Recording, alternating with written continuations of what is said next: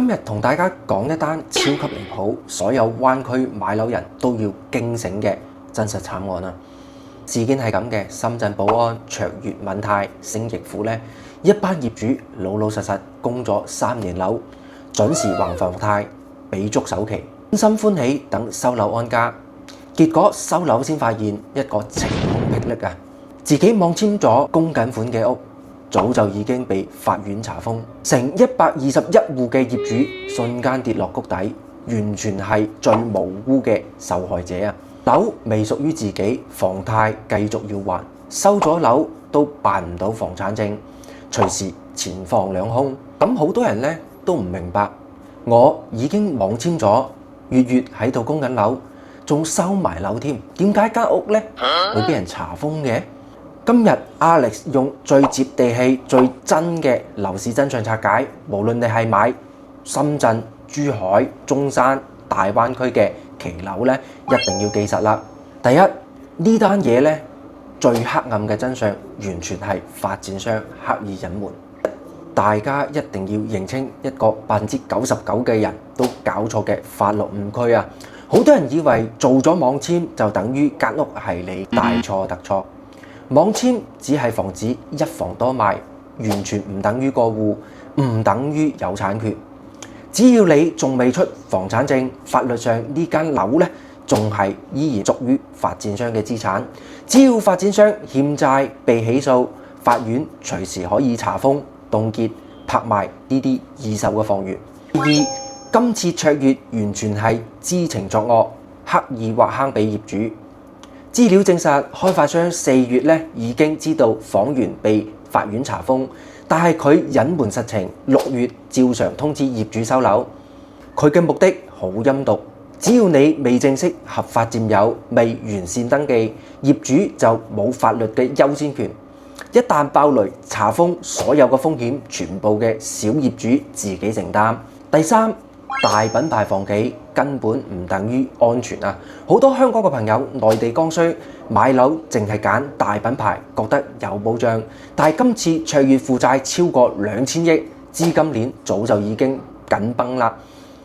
大品牌爆雷，挪用資金，隱瞞查封狀態，而家已經係常態。而所有嘅買家最致命嘅3個血淚誤區：誤區1，網簽等於穩陣。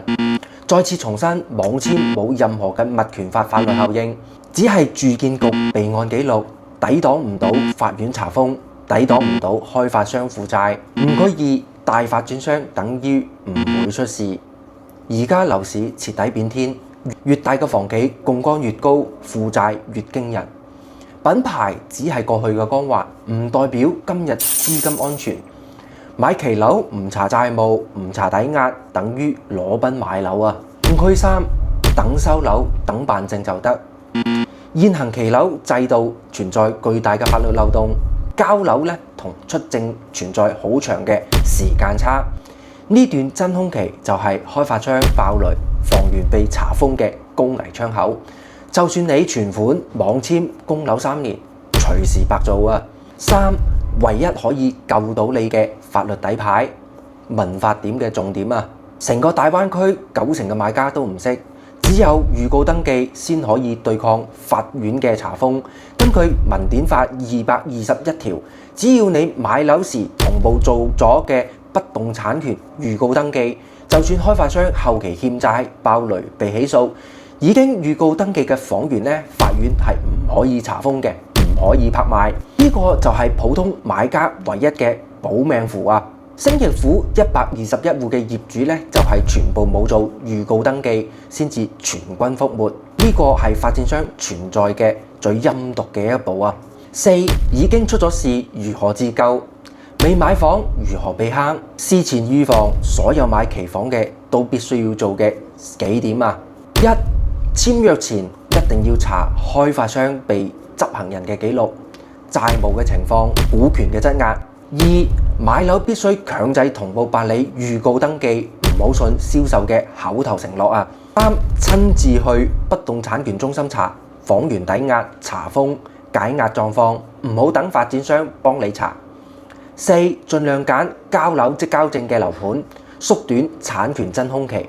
以後維權已經遇到查封嘅業主，可以做以下呢幾步：一、全員聯合抱團集體起訴；二、主張商品房消費者購房嘅優先權，法律優先於銀行債務債主債權；第三，向住建、信訪12345同步投訴，追究發展商隱瞞查封、欺詐銷售嘅責任；第五，Alex 俾個真心嘅忠告。而家買大陸嘅騎樓，講句難聽嘅，普通家庭真係如同裸奔啊！你掏空咗6個錢包，背負住30年嘅貸款，但只要發展商出事，所有嘅過錯、所有嘅損失、所有嘅風險，全部都由我哋呢啲小業主埋單。網簽唔保命，大品牌唔靠譜，政府監管有滯後，唯一可以救自己嘅，識法律、識避坑，強制做預告登記。唔好輕信發展商。呢單深圳嘅個案咧，絕對係全大灣區買家最大嘅警示啊！